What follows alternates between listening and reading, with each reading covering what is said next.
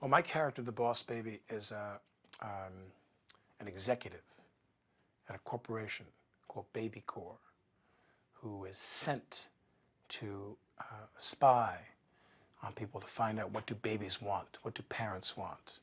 It's like market research. It's like industrial espionage. And he goes into this home to get information for his company. And the trick is that he's a baby. He's an industrial spy. He's a market researcher. He's a visionary. He's a businessman. He's an MBA. I could keep going. He's so many things in the body of a baby that goes into this house to get information for his bosses at Baby Corps. Tim's in his house. Tim's with his parents. You know, it's all Tim all the time. And then in comes the boss baby, who's not only a baby, he's like your worst nightmare of a baby. He's a clever baby. He's a conniving baby. He's a Machiavellian baby. And but Tim, it wouldn't work if Tim wasn't smart too. So we have to make the Tim character. He's pretty clever too. But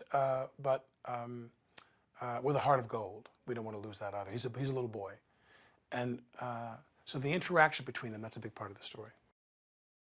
I loved doing this because it is just so nuts. You know, the idea is just so silly. But Tom is so clever, you know, in terms of how to pull that off, and how to drive the film. And then it's got this wonderful heart inside it too, as I become won over by the idea of really being in a family. Whenever the backdrop is a family, you know, Lisa Kudrow's the mom, and Jimmy Kimmel's the dad, the voice of the dad, and Miles Bakshi, who was the grandson of Ralph Bakshi, the famous illustrator. And my nemesis is Steve Buscemi. He plays Francis. Naturally, it's going to be funny. There's a lot of crazy scenes and a lot of crazy stuff going on, a lot of wild action, because in animation, you can do anything. I just think of animation now in terms of the psychologics of the characters.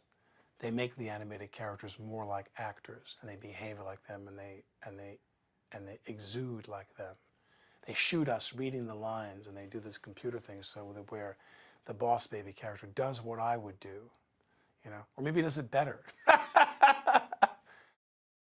Well, my wife Ilaria and I, we have a daughter, Carmen, who's 3. And then we had our son, Raphael. And I could swear that sometimes I could like read Carmen's mind.